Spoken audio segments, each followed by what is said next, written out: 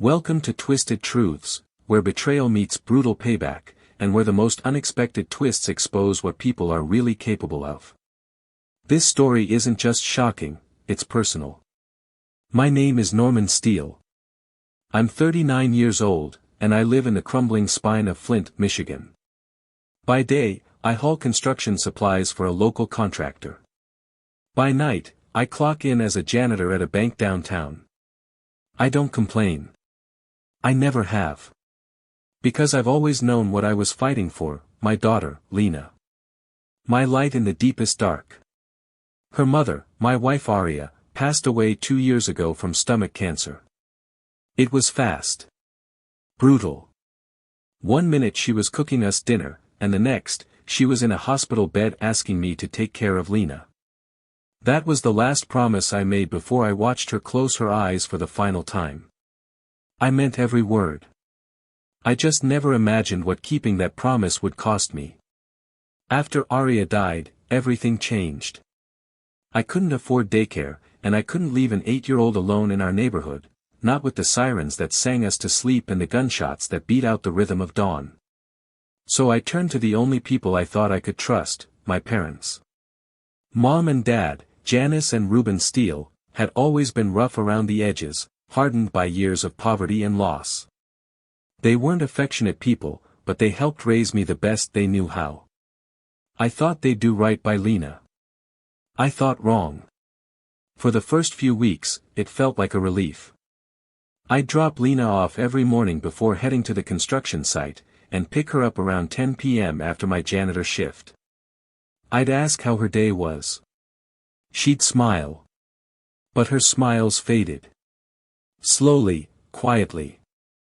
Then came the headaches. The nausea. The fatigue. I told myself it was the grief. Or the stress of the move. But deep down, I knew something wasn't right. One night, Lena collapsed at school. I got the call at work. My knees buckled. I dropped my mop, sprinted out of the bank, and drove through red lights like a man possessed. At the hospital, they told me my daughter, my Lena, had suffered neurological damage. Partial paralysis. The doctors asked if she'd been exposed to any chemicals. If she'd taken any medication. I told them no. But when I looked at my parents standing in that hallway, their faces pale, their eyes darting, I knew they were hiding something. They said they'd just given her vitamins. Immune boosters. Nothing dangerous. But the doctor took one look at that little brown bottle they handed over, unlabeled, and her expression turned to stone. I still remember what she said, "Mr. Steele, whatever was in this, it wasn't vitamins." And just like that, everything broke.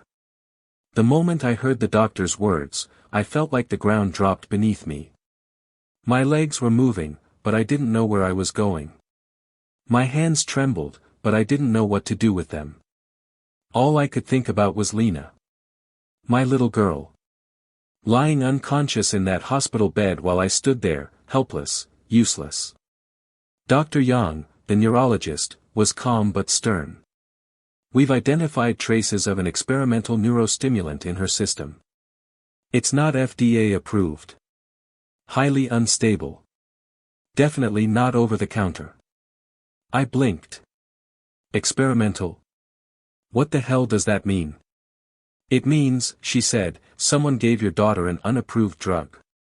And if we don't find out exactly what it was, the damage could be permanent."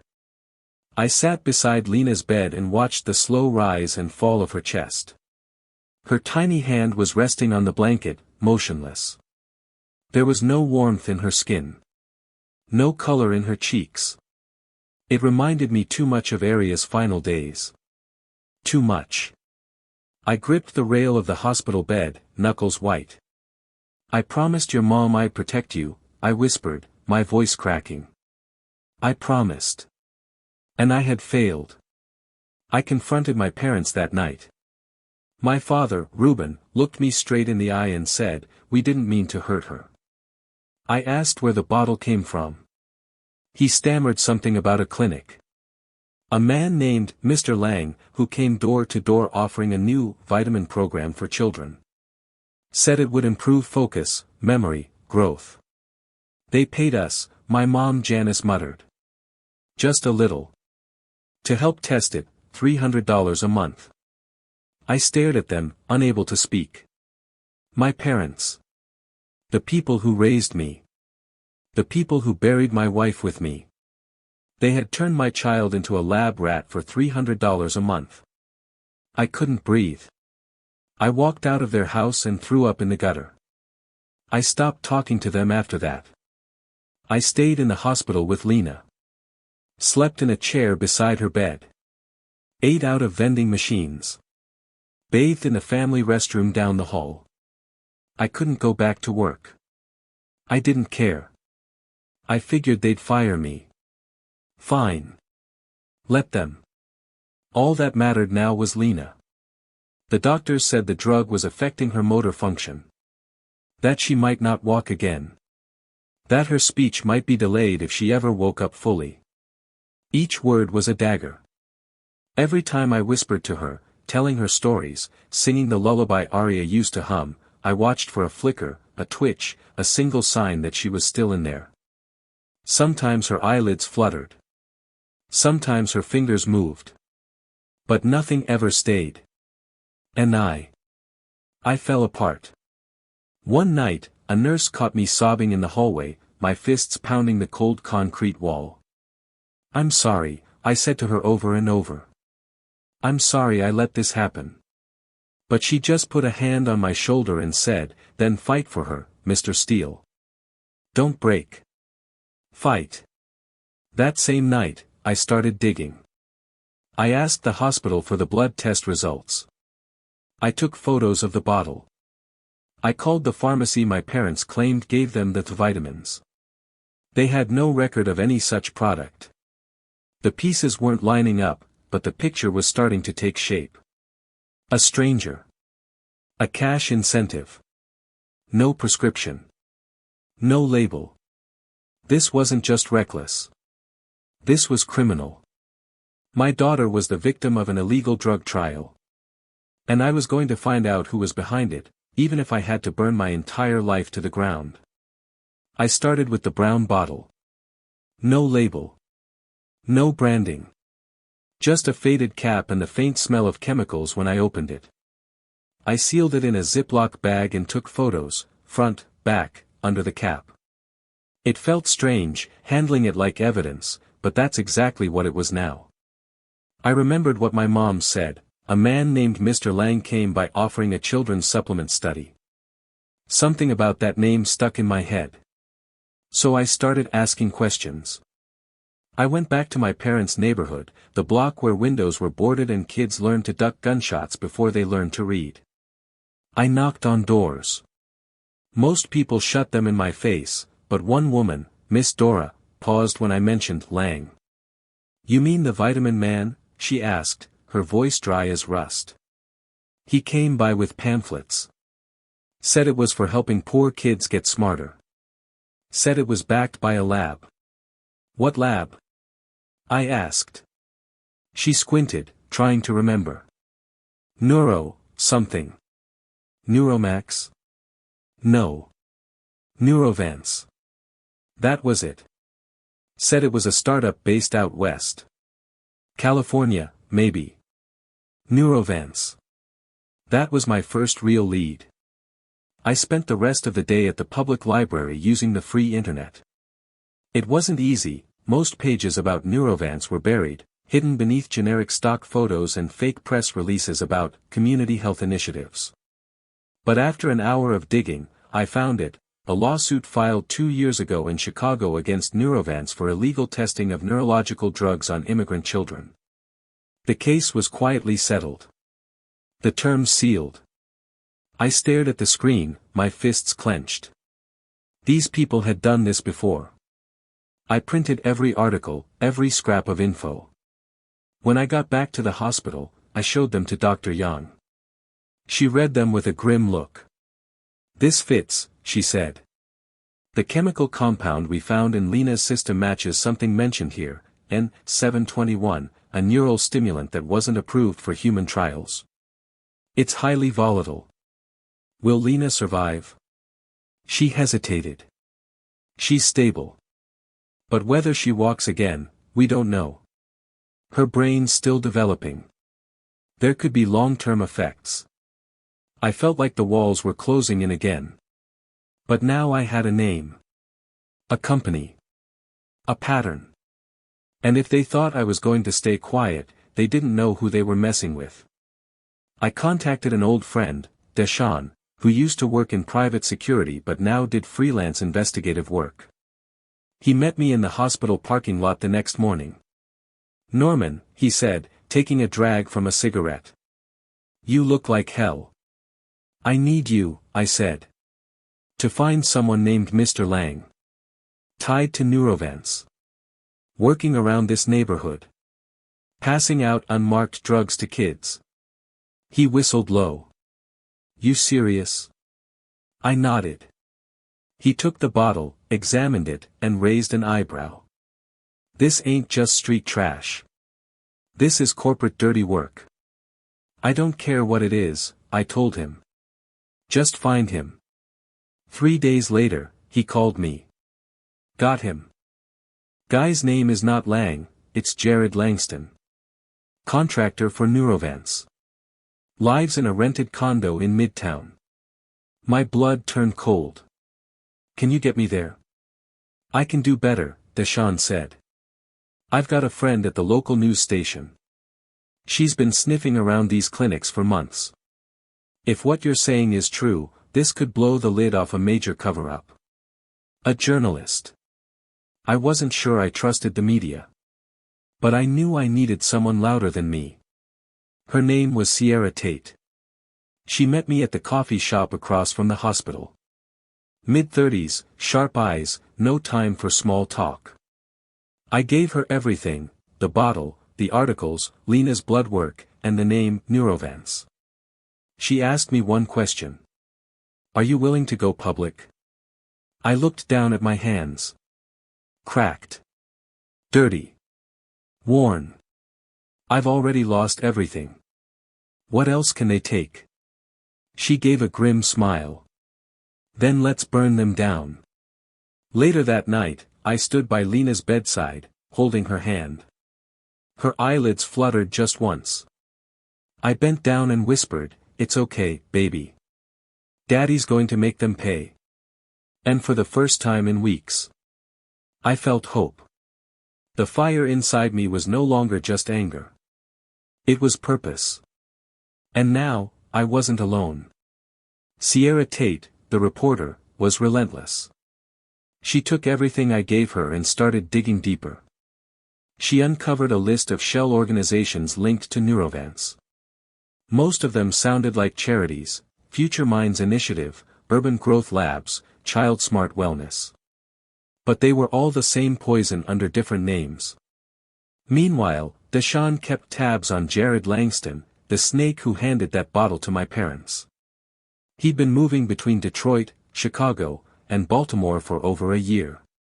His job? Target low-opportunity zones with trial opportunities. He was a middleman. A recruiter. And judging by the car he drove, a silver Audi SUV, he was well paid for what he did. That week, Sierra arranged a meeting with a human rights attorney named Marissa Hill. Mid-40s, no nonsense, and had once taken on a pharmaceutical giant and actually won. I met her at her office. The walls were lined with court documents and photos of children. "This is bigger than your daughter, Norman," she said after hearing the full story. "They're targeting entire communities. And if we can get even one insider to confirm it, I can take this to federal court." "What do you need from me?" I asked. "Documentation. Medical records. Testimonies. The more families we have, the stronger the case." "I've already spoken to a few," I told her. "But they're scared.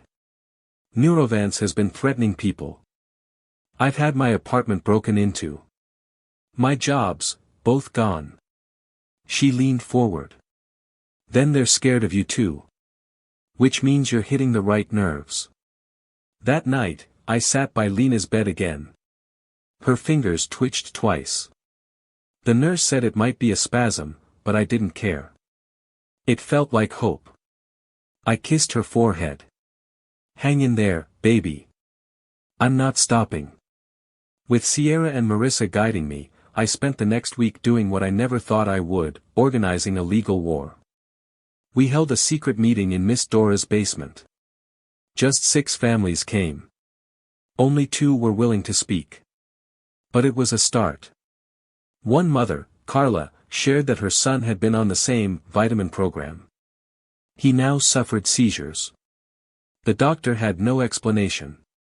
Another man, Joseph, showed me an unlabeled bottle just like the one I'd found at my parents'. He said he'd been offered $500 to give it to his kids but refused. His sister wasn't so lucky. Every story added weight to our case.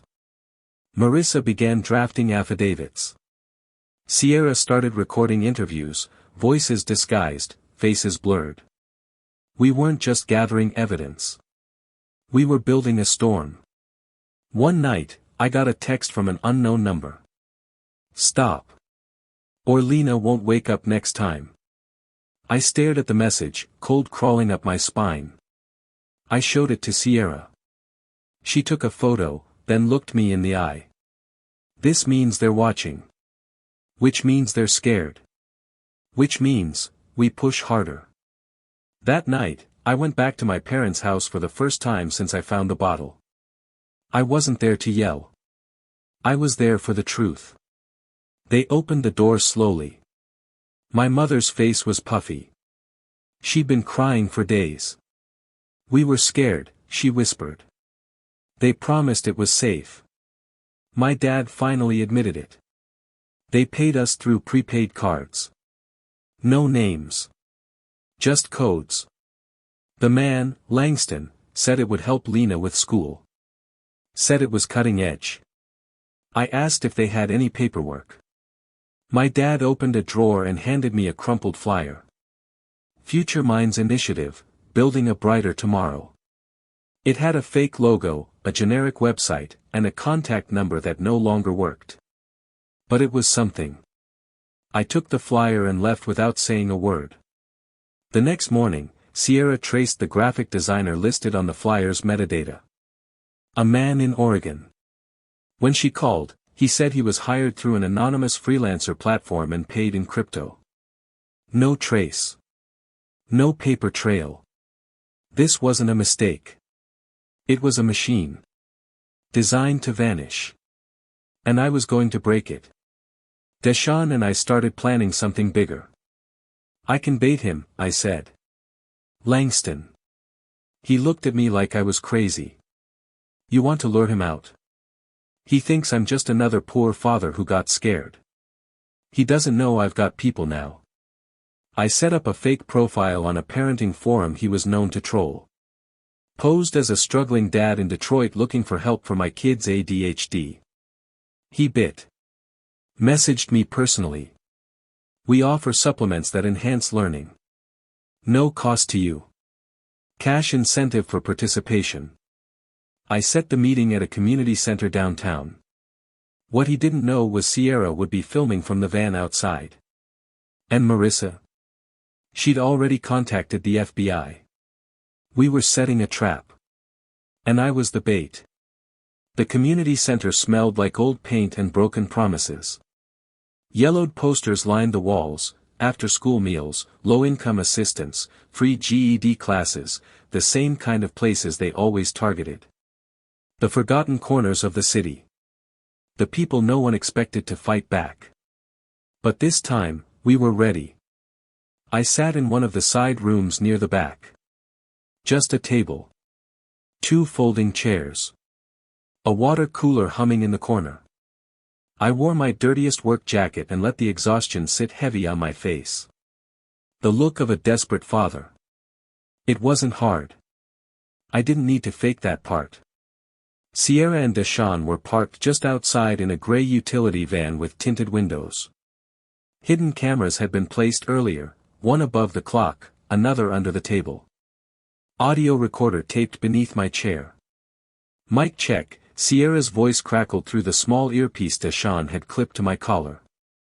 We're hot. You okay in there? Just tell me when he shows. Copy that. I stared at the flyer again. Future Minds Initiative. The same lie he'd used to trap my parents. The same lie that put Lena in that hospital bed. Not this time. 10 minutes passed. 15. Then I heard footsteps. And there he was.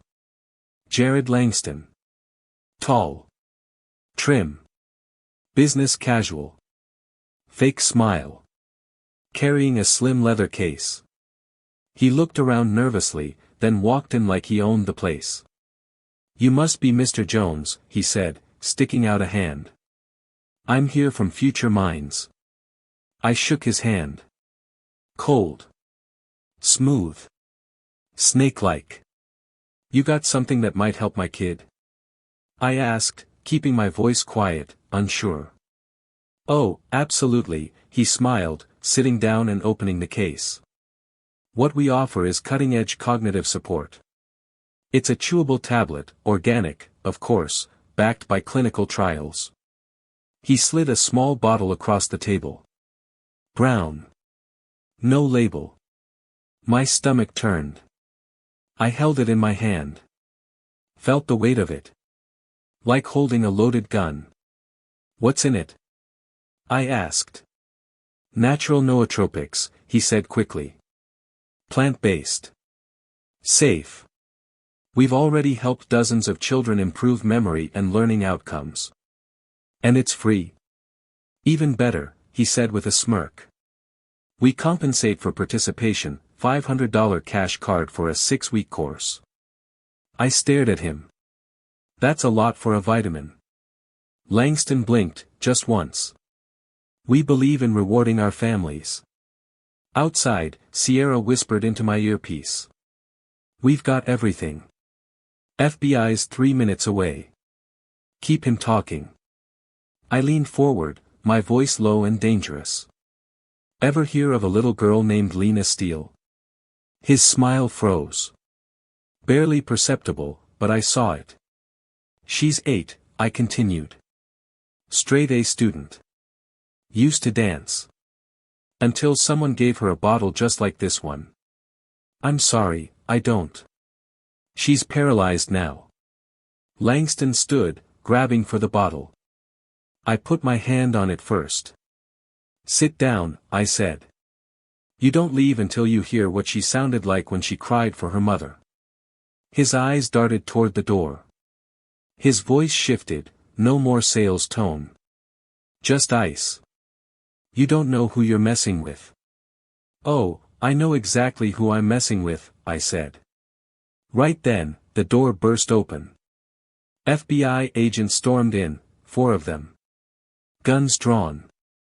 Langston hit the ground hard, hands behind his head, his face pale as death. Deshawn came in right after, camera rolling. Sierra followed, flashing her press badge. This is what justice looks like, she muttered. I stood in the corner, watching Langston struggle, spitting threats, screaming about lawyers. I said nothing. Not until he was cuffed and dragged away. Then I whispered, that's for Lena. The next day, it hit the news. Breaking, man arrested in illegal drug trial targeting Detroit families. Sierra's footage aired on every local station. The flyer. The bottle. His words. Everything. That same night, Neurovant's website went dark. And Lena. Lena moved her fingers again. This time, she didn't stop. Her hand gripped mine. Weak, trembling. But it was her. I broke down right there by her hospital bed. I told you, baby, I whispered through tears. Daddy's not done yet. For 48 hours, I thought we'd won. Langston was in custody. Sierra's report went viral, shared across social media, picked up by national news outlets. The headline on CNN read, Detroit father exposes illegal pharma trials targeting children. I started getting calls from advocacy groups, pediatric care organizations, even a congresswoman's office asking to speak with me. People were outraged, furious, finally paying attention. For the first time in months, I felt something close to peace. Lena even opened her eyes for a full minute. She didn't speak, but she saw me. Really saw me. And I swear I saw the smallest flicker of a smile. That alone would have been enough. But this wasn't over. I should have known it wasn't over. The first crack came when Marissa called late at night. Her voice was different. Shaky. "Norman," she said. "Langston made bail." "What?" "A private firm paid it in full. No name listed. Anonymous. And the worst part? They filed a cease and desist on the footage. Sierra's exposé might get pulled." My jaw clenched. "They're trying to silence us." She hesitated. "It gets worse. A motion just came through the court, they're trying to suppress all evidence obtained at the community center. Claiming it was entrapment. They sent him to us." I snapped. "We just exposed what he's been doing for years." "I know," she said. "But they've got a legal team now. Big one. Neurovance just hired Thatcher and Rowe, the same firm that got that oil executive off for dumping toxins into a school's water supply." I stared at the ceiling of my apartment, the shadows twisting above me like smoke. They weren't retreating. They were regrouping. The next day, Deshaun's car got broken into. Laptop stolen. Notes gone. Even his spare phone, wiped clean. He called me from a payphone, his voice low. "They're not playing anymore, Norman. They know who we are. What we've got. I think I'm being followed." I felt the walls closing in again. Later that night, I was walking back from the hospital when a black car pulled up behind me. Tinted windows. No plates. I picked up my pace. The car followed. I ducked into a liquor store, heart pounding, pretending to browse. When I came back out, it was gone. But taped to my windshield was a photo. Lena. Asleep in her hospital bed. And underneath it, scrawled in black Sharpie. "You were warned." I called Sierra. Told her everything. She met me at her office, locking every door and closing every curtain. "They're turning this into a war," she said. "They're using scare tactics, suppressing evidence, flipping the script. They're going to win," I said bitterly. "A bunch of rich lawyers are going to twist this until it's our fault." "No," she said. "Not if we go nuclear." I looked at her, confused. "Langston's just the foot soldier," she explained. "But he used his real name on one thing, his travel receipts. I found a record of his flights paid by a corporate account. Guess whose name came up?" She turned the laptop around. "Bryce C. Halford, Chief Clinical Research Officer, Neurovance Inc. He's their brain," she said. "He designed the trials. And he's been funding them under fake initiatives." My chest tightened. "This is the guy who paralyzed my daughter." "Yes," she said. "And you're going to meet him." I blinked. "What?" "He's speaking at a pharmaceutical ethics panel next week in Chicago," Sierra said. "Keynote address. Private event. Marissa already secured you a guest badge, press credentials. I'm going too." I stared at the screen, at the face of the man who stole my daughter's future. I didn't want to scream. I wanted to end him. The night before the panel, I couldn't sleep. I sat next to Lena, brushing her hair back gently. "We're almost there, baby. Just hold on." At the hotel, Sierra handed me a lapel mic and a hidden camera pen. "If he even breathes the wrong thing, we've got him." Inside the panel, Halford stood on stage like some savior, preaching about global access to experimental medicine. The hypocrisy made me sick. Afterward, Sierra introduced me as a freelance journalist. When I shook his hand, I smiled and said, "Mind if I ask you about Detroit?" He froze. Just slightly. "Detroit?" he repeated. "Yes," I said, pulling out the brown bottle. "This was given to my daughter. Through your community initiative. She's in a wheelchair now." His smile vanished. "I'm sorry, I don't speak to press without clearance," he said, turning. But Sierra was already recording. The moment. The reaction. The guilt on his face. The mask slipping. Security escorted us out, but it didn't matter. We had what we came for. I didn't sleep after Chicago. Not because of fear, those days were gone. I didn't sleep because I was alive with purpose. With fury. With fire. When Sierra and I got back to Detroit, we met with Marissa immediately. She reviewed the footage we'd captured, Halford's denial, his recognition of the bottle, his twitch of panic when I said, "Detroit."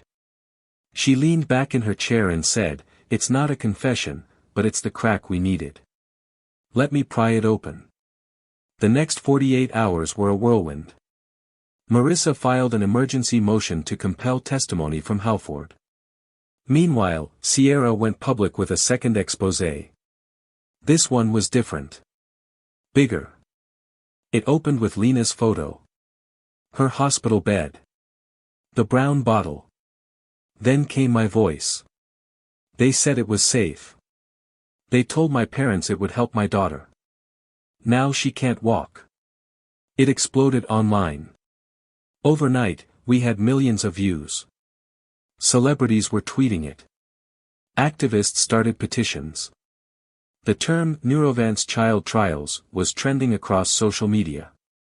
Pressure mounted. And then, the dam finally broke. A whistleblower. A young intern who used to work in Neurovance Detroit trial team reached out anonymously to Marissa. She had emails. Internal memos. Lab results. Everything. They knew what the drug did. They called the kids data points. Lena was listed as Subject 62F. I sat in Marissa's office, staring at that line on the document like it was a bullet. I remember whispering, "That's all she was to them." Marissa looked at me, her eyes hard. "Not anymore." With this evidence, we reopened the case. A new federal lawsuit was filed, not just against Langston, not even just against Neurovance, but against its top executives, including Halford. This time, they couldn't hide behind PR firms and threats. This time, the public was watching. The trial took 6 months. I showed up every single day. I wore the same cheap suit I wore to Aria's funeral. Lena's photo in my wallet. Her hospital ID bracelet on my wrist. Sierra sat beside me, documenting everything. Deshaun kept watch outside, still loyal, still looking over his shoulder. Marissa commanded the courtroom like a general at war. The defense tried everything. Discrediting families. Calling us uneducated, emotionally unstable. They even brought in a psychologist to suggest Lena's condition was psychosomatic. I nearly lunged across the courtroom that day. It took every ounce of strength not to. But then, it was my turn to speak. I stood on the witness stand, heart pounding, hands shaking, and told the world what they did to my daughter. How they tricked my parents. How they preyed on poverty. How they turned Lena into a subject. I ended with one sentence. My daughter was never a test case, she is a child. And I will never stop fighting for her. There wasn't a dry eye in the room. The jury deliberated for 4 hours. The verdict, guilty. Neurovance was ordered to pay $86 million in damages across the affected families. Halford and 2 other executives were charged federally and taken into custody. Langston took a plea deal and turned over even more documents. His cowardice finally served a purpose. My parents were issued a formal warning by the court. They cried in the back row, and I let them. I still hadn't fully forgiven them, but I hadn't shut the door either. Some pain takes time to heal. Some wounds scar over slowly. 2 months later, Lena was transferred to a long-term pediatric rehab center. On her second day, she moved her right foot. The nurse called it a miracle. I call it justice. One bright afternoon, I wheeled her to the park, the same one Aria and I used to take her to as a toddler. Sierra was there, snapping photos for a follow-up article. Marissa stopped by, dropping off a scholarship fund that had been set up in Lena's name. Even Deshaun brought his nephew along to play on the swings. And Lena? She held my hand, looked up at me, and said clearly for the first time in months, "I remember Mama's song, Daddy." I smiled. "Sing it," I said. And she did. Her voice was quiet. But strong. And free. In the end, truth has a way of surfacing, even if it comes twisted through pain and betrayal.